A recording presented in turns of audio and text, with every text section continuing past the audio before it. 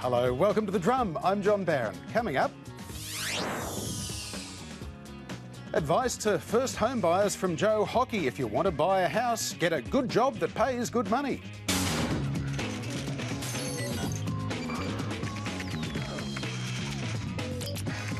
The cost of living, how some countries are paying ransoms to Islamic State for the release of hostages.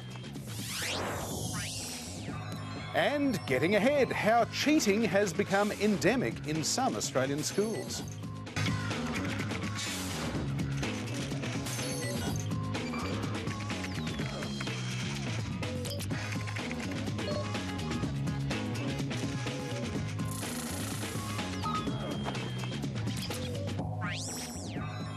And joining me on what is a jumbo economy-sized panel tonight, National Affairs columnist with the Australian Financial Review, Jennifer Hewitt, author and social commentator Jane Caro, media columnist with The Age, Jonathan Holmes, and in Melbourne, Chris Berg from the Institute of Public Affairs. And if that is not enough, you can tweet along using the hashtag #TheDrum. But first tonight, Treasurer Joe Hockey says that while housing prices in Australia's biggest city are inflated, they are still affordable. The comment came as the Treasurer revealed that close to 200 cases are being investigated for potentially illegal foreign purchases of Australian property. Mr Hockey admits that represents just the tip of the iceberg. The Treasury Secretary recently said there is no doubt Sydney and parts of Melbourne as well are experiencing a housing bubble. But the Treasurer says the strength of the market proves that property prices are still within reach. The starting point for a first home buyer is to get a good job that pays good money. And if you've got a good job and pays good money and you have security in relation to that job, then you can go to the bank and you can borrow money, and that's readily affordable. More affordable than ever to borrow money for a first home now than it's ever been. So I think Joe Hockey is the only person in Australia who thinks there's no issue with housing affordability. And the second is this. The Treasurer's only response is to lecture Australians about getting a better job. Well, I think this is up there with poor people don't drive cars in terms of an out-of-touch comment from an out-of-touch Treasurer. The fact is, Australians are doing it tough, they're doing the best they can, and they don't need a lecture from Joe Hockey about getting a better job. It's let them eat cake sort of stuff. Go and get a job that pays more money. We're just going to magic these jobs up out of thin air. I mean, we've got something called the median wage, which means that half of the community are earning less than the middle income. That's half. Those people can't just suddenly move from doing the sort of jobs that they're in at the moment to doing highly paid jobs. And we've got something called unemployment. We've got more people than jobs. And what's the Treasurer's prescription? Just go and get a job that pays more money. This is fantasy land stuff.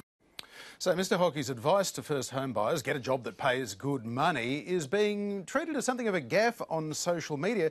Jennifer Hewitt, does this deserve to be there with poor people don't tend to drive cars? Well, I think given the sensitivity of the issue, it's getting up there. Don't forget, of course, we're also fresh from the GST on tampons, although the Labor Party agreed with them on that one. But I do think the loudest groan will be coming not actually from social media and all the outrage there, and that's inevitable, but really from his own Liberal colleagues. And the trouble is, you know, of course, every politician can make a blooper, can say things not particularly well, and the Treasurer is under great pressure. The trouble is this Treasurer keeps making them, and when he makes them, he does not recover well. And that is, I think, a very, very big problem for the government in terms of its image and Joe Hockey being under pressure. Jonathan, this was being taken as being a little bit like, you know, get a job, get a haircut. But essentially his point was, well, you know, if you want to buy property in an expensive market like Sydney, you need to have a good income. It's a reasonable economic point, if nothing else. But I heard him saying it's more affordable than it's ever been. I mean, it's well, it means the interest rates are low, but that course still, it means of course, that, doesn't. But the house prices are yes, relative to what young people especially can be expected to earn massively high. He can't surely deny that. It's the most extraordinary statement, on top of which getting regular jobs these days, the sort of jobs that banks will lend you lots of money on, is far tougher than it was, you know, when I was looking for a job or you were looking for a job. The regular jobs are going... Kids out there are swapping jobs. They're having to be far more creative with the way that they work. That's great. They can make lots of money sometimes, but it's it's not nearly as secure as it used to be if you're going to borrow hundreds of thousands of dollars. Jane, first home buyers, are they too aspirational? Are they setting their sights too high and thinking that, we want to live the dream as well, rather than thinking, well, let's get into the market, let's get a little investment property, start off small and then grow as the family grows? Gee, we love kicking the young, don't we? Be aspirational, aim high, you can do anything, we tell them at school. The minute they get out, oh, don't be aspirational, you're too greedy. You want to be paid too much money too quickly, you want the dream straight away. Let's make up our mind. I think the point is, young people have grown up in a lot of them living very nice lives in their houses. Their expectations are that they're going to be able to eventually, not perhaps straight away, match their parents' standard of living. Unfortunately, that may or may not be possible for a lot of them. A lot of the jobs that don't pay particularly brilliant in terms of salary are really, really necessary things like nursing, police, AMBOs, teachers, people like that. Now, actually, they're the people who can leave and get a better job. They're highly qualified, they're very, very skilled, and they're in demand in the private market. But if they all leave, guess who's in trouble? We are. We desperately need those people. Not that there's any simple answer to this, and that's why it's easy to pick on Joe Hockey. He clearly said the wrong thing, very stupid thing, but there is no easy answer to this, and to suggest that there is ridiculous. Chris, does this gaffe make it more difficult for Joe Hockey to reassure people that this isn't a dangerous bubble in places like Sydney and parts of Melbourne as well? Well, absolutely, because it looks like he's denying the reality. And the reality is there is a very, very serious housing crisis. And for the life of me, I don't understand why the federal government wouldn't be making more of a big deal out of that housing crisis. We have, particularly in Sydney, but in other capital cities, we have huge supply constraints. There is more demand than there is supply. That is why the prices are rising. Now, everybody on all sides of politics has lots of explanations for why that is, and we can bat that around. But the idea that there is no crisis or that the affordability of housing is not declining is fantasy stuff. I mean, he is right in that if you want to get a house, then get a good job. But the problem is what constitutes a good job is getting higher and higher and higher and higher, and pushing out more and more people from the market. There is a serious systemic issue that the federal government should have something to say about, but apparently does not. Jonathan, when it comes to foreign investors and their role in all of this, are they being turned into a scapegoat? I mean, can you really argue that a Chinese investor using a Melbourne capital as a front to buy a $50 million mansion in Point Piper, that's not pricing first home buyers out of the market? No, it's not, but I think there are, if you go to any of these tower blocks of brand new apartments that are being built in the middle of Sydney right now, one-bedroom apartments, that sort of place that maybe you might hope to be able to buy as a first-home buyer. I think there is a lot of competition, and quite a lot of that competition appears to be people with Chinese faces. That doesn't, of course, mean they're not Australians. I mean, it's impossible for someone like me, or any of us really. I think it's a very complicated issue to know to what extent foreign investors are pushing up prices. And Jenny would probably know a lot more about it than I do. But I can see why people are concerned about it, especially in some areas of Sydney where there's a kind of concentration of particularly Chinese people buying. And you do come across it, because I went not that long ago to an auction accompanying my daughter and her husband, who were indeed looking to buy their first home. And there were people, real estate agents, standing in the auction as people bid on a whole lot of different kinds of houses, some quite expensive, some inexpensive, obviously, for first-time buyers. And they would say, I've got an investor on the phone from Hong Kong, and unfortunately the entire room would groan. So there's an impression being built out there in the auctions themselves that this is a problem, whether it is or Jennifer, this is largely by design, isn't it? This is about encouraging foreign investors to buy new housing stock so that there is more being built and potentially more rental properties available and so on. This seems to be a very deliberate policy. Well, I think it's partly a deliberate policy of allowing it. I don't think they had quite, the government had quite the idea of how much interest there would be in Australian real estate. And this is also not, Sydney's not alone in this. I mean, it's happening, in all sorts of other cities as well. And there have been limits. And yes, it is true that to some extent they do add to the housing stock. And that's the reason that so many of these new apartments are building, because that level of demand is there and people are willing to pay those prices. So I think it's not absolutely key, but it is certainly one of the influences that are going on. And the fact, of course, that the government's selected to target is the fact that the proper rules about Chinese people who were not resident here, unless they were students, aren't really supposed to be buying existing property. And I just think it's going to be a very, very messy issue to fix up. I think it's going to continue to happen.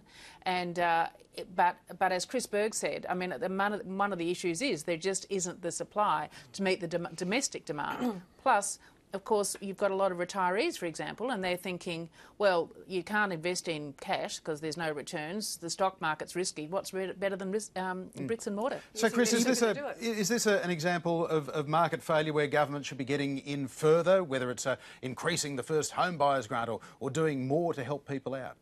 Not in the slightest. I mean, this is the housing market is an incredibly highly regulated market. Planning is one of the most intrusive regulatory constraints on the way we build and design our cities, and you might like some of those, but one of the results of that is that they constrain the amount of supply that can enter into the market. On the foreign investors' point, even if in theory there were, in an ideal world perhaps, there were masses of foreigners flooding into the country desperate to buy our houses and we were letting them do that, we would still be facing the exact same problem, that there is a supply constraint. If developers were able to supply the demand, then the price wouldn't be booming in the insane way that it is at the moment. This is not a broken market, at least it's not a broken market insofar as the government has regulated it broken.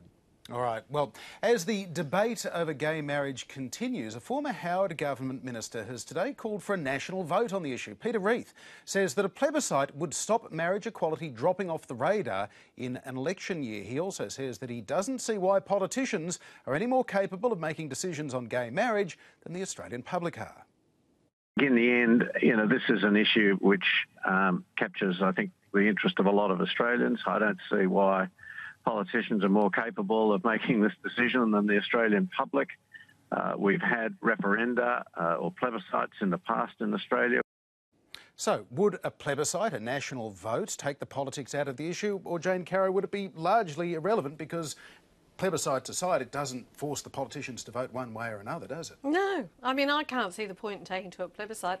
And I'm sorry, maybe there's a difference between a plebiscite and a referendum. If there is, I'm not sure what it is. And we never pass referendums, so it seems a neat way. Referendum changes the constitution. Plebiscite just tells people what people think. Oh, okay. So it's a kind of, it's a token gesture in actual fact.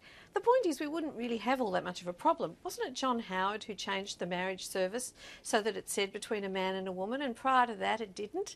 It just said between two people who wanted to get married. So, in fact, the politicians have already been putting their hands in this and messing around with it. So it seems to me it's the politicians' job to bite the bullet on this. They're being terribly cowardly. The public have made it very clear what they want. Just change the law. So is this politicians ducking their responsibility? Changing the law is what they're in the business of, Jonathan? Yeah, I think it is a bit. I actually agree with Jen. I don't see... I mean, to turn Peter Reith's thought on its head, why shouldn't the Australian Parliament be able to make this decision? It can make decisions about just about everything else in our lives, but it should, in my opinion, not be a party vote on this particular issue any more than some other social issues. Why they're worried about the idea of a free vote on one side of the House and not on the other is, I guess, because they don't think the result's going to be the way they want it to be unless people are whipped into line. And I think that's very unfortunate because public opinion, it's quite clear, wants this particular change. Should we have a plebiscite on the death penalty? You might find the public would like the death penalty. A lot of people in Parliament don't. Once you go down that route, there's no end to it. Voluntary euthanasia, for example. Indeed. So, Chris Berg, is this just about political... in school. Let's have a referendum on that. So, is this about just trying to take the politics out of it, as in take the politicians out of it, so that both sides aren't facing rather messy internal splits? Well, a plebiscite doesn't take the politics out. It just changes the zone in which the politics is debated. I don't think there's any reason that you would have a plebiscite unless you were proposing a much broader scheme of many plebiscites on many different issues. As has already been pointed out, John Howard's government changed the Marriage Act. That was a manoeuvre by Conservative members of that government to gather Parliament's support for heterosexual marriage. Now Parliament owns the issue. They can't claim that this is outside of the Parliament's domain or anything like that. Well, Chris, Peter Reith, in his column in The Age this morning, actually talks about citizens-initiated referenda and the fact that a lot of states in the United States, you can put things on the ballot, that propositions, that maybe this is something we should be looking at on these kinds of issues. Well, very much. Maybe it is, and I don't have a firm view on whether we should be having more of those sorts of things. But I think this specific question is not a actually particularly controversial question if you look at the polls, and it seems much more for a political reason that the politicians don't want to offend their conservative, or some of their conservative base. I see no reason for us to have a referendum. It is Parliament's problem. Jennifer, when John Howard took the Republic referendum to a national vote in 1999, slightly different process. He was against it, but he said, I'm letting you have a free vote. What would the implications be for Tony Abbott? He's against it, but I'm letting you have a free vote, but it wins. Would that be potentially politically very damaging for him? Oh, no, I don't think it'd be that damaging for him. I mean, if that were the case, I suppose it would go ahead. But I just think, like as Chris said and the others, I mean, it's all completely unnecessary. You know, this is all seems to be, Peter, I don't think it will go anywhere. I don't think it will slip off the agenda. I think the public mood has changed really substantially in the last 5 years, certainly the last 10, but particularly I think the last few years. And it's now just up to the Liberal Party, really, to allow a conscience vote. And I think that will happen probably later on this year. In saying in his piece, Peter, that he doesn't think that the politicians are any better equipped to decide on this issue than the Australian public, that's hardly a vote of confidence in his erstwhile colleagues. For heaven's sake, we have representative democracy. I mean, that's what you have governments for. And the idea of citizen-initiated referenda, well, yes, if you want to go down that particular Californian path, it seems a whole lot of fuss for not much, really. And, of course, the other tradition is in Australia, and it's a very different system anyway, and the other tradition is in Australia that unless there is total bipartisan support for a referendum, it does not pass. That's right. All right. Now, just imagine if a member of your family was taken hostage by Islamic State militants. You'd probably, almost certainly, want the government to do everything it could to have them released unharmed, even if that meant paying a ransom to the hostage takers. Most nations are signatories to international agreements that ban the paying of such ransoms, but it turns out that doesn't mean that massive amounts of money aren't being paid to militants to save the lives of hostages. So did the family of Nicolas Henna feel like the American families that it was compelled to try to raise millions of euros or to enter into negotiations for his release? No, because France's government does not allow a private person to pay ransom or to negotiate, even to discuss with hostage takers. So my family, I'm extremely happy to be French, because I'm very happy of the way the French government handles this kind of situations. Here's the central paradox. The French government, and for that matter, every other European government I know of, insists that it doesn't pay ransoms. And yet, here you are. Let's not be naive. I know that there have been a compensation given to the group for my release. I just don't know what it was. But somebody surely paid. Paid or gave something else, I don't know.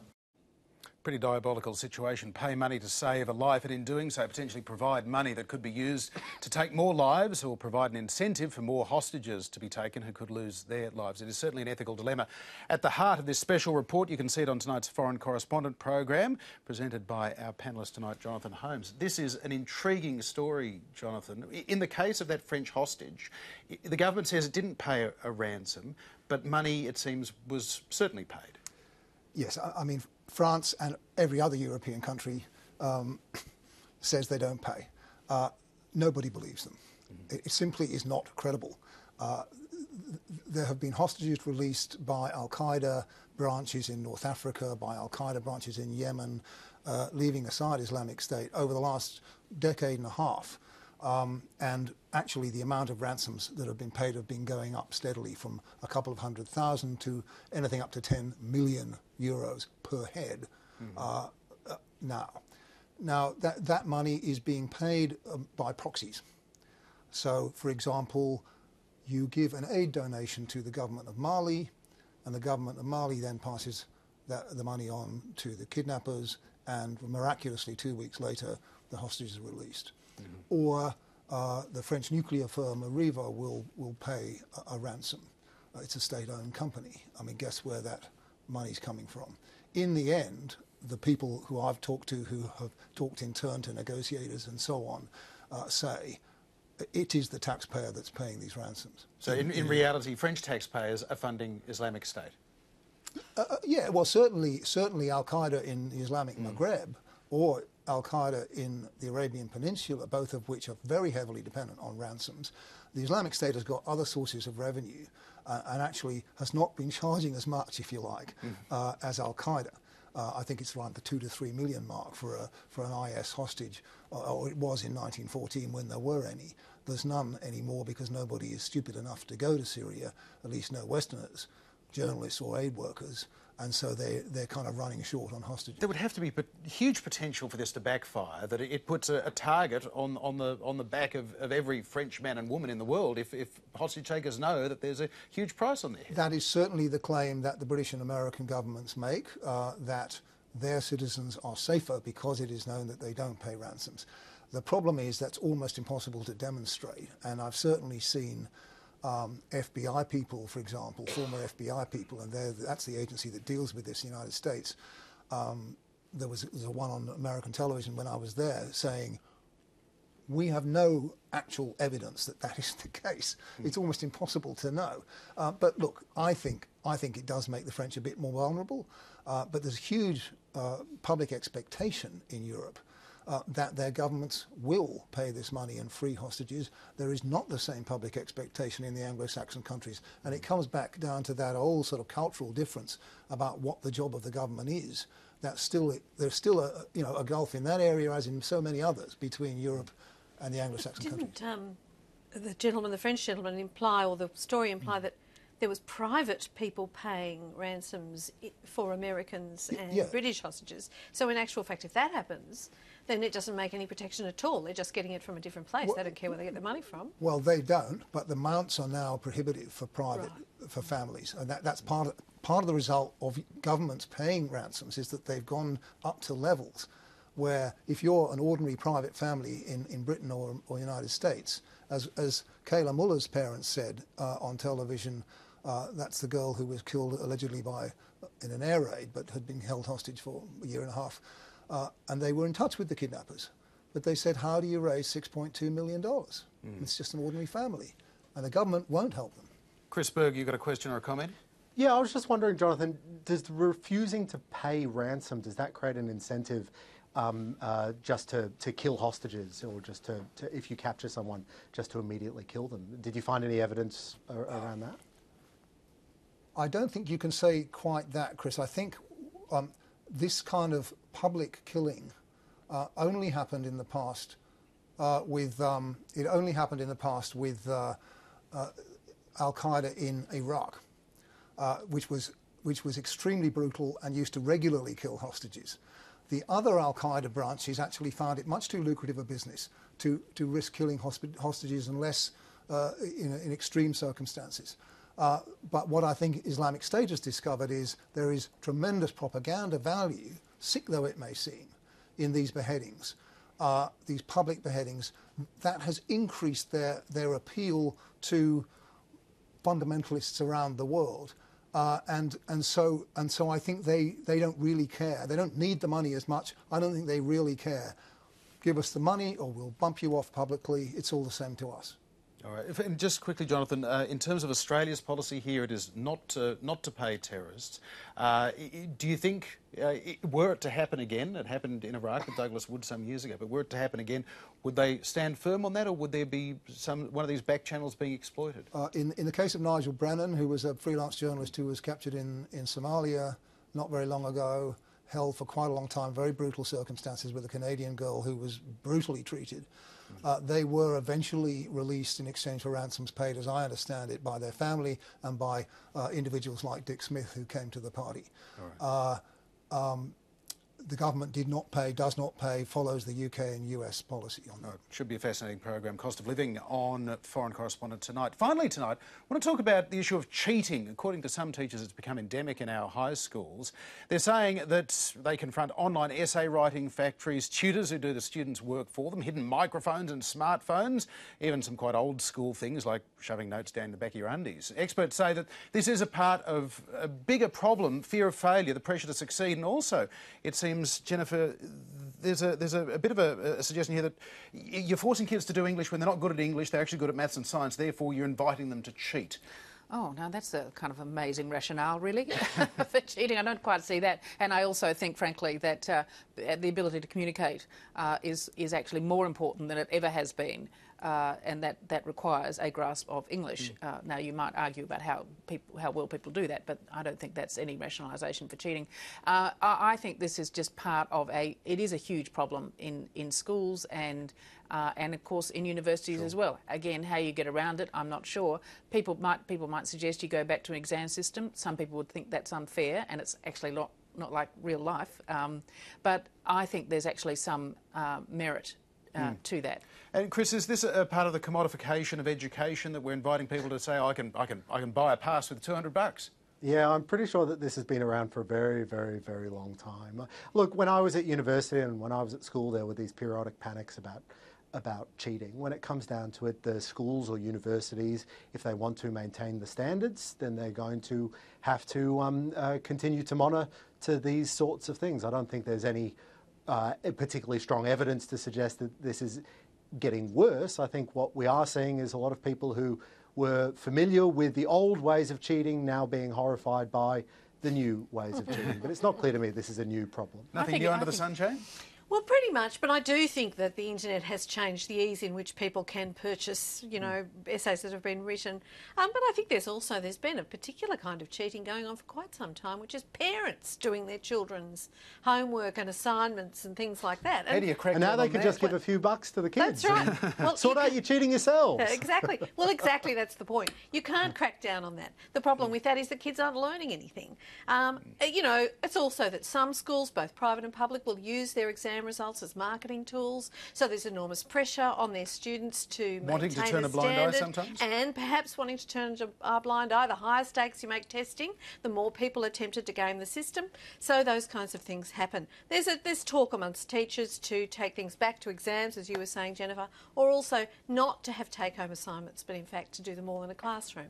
Well, that's one way of getting around it. Yep, there's still the note down the back of the undies, though. Oh, you can always do that in the classroom. writing things on your hand, but then you sweat so much you can't read your bloody writing. But I do think the internet has changed things dramatically. It certainly has. Well, look, that is all the time we have for another edition of The Drum. Thank you very much to our panellists, Jennifer Hewitt, Jane Caro, Jonathan Holmes and Chris Berg. You can check out the website, abc.net.au/The Drum, and we'll see you here again at the same time tomorrow. Bye for now.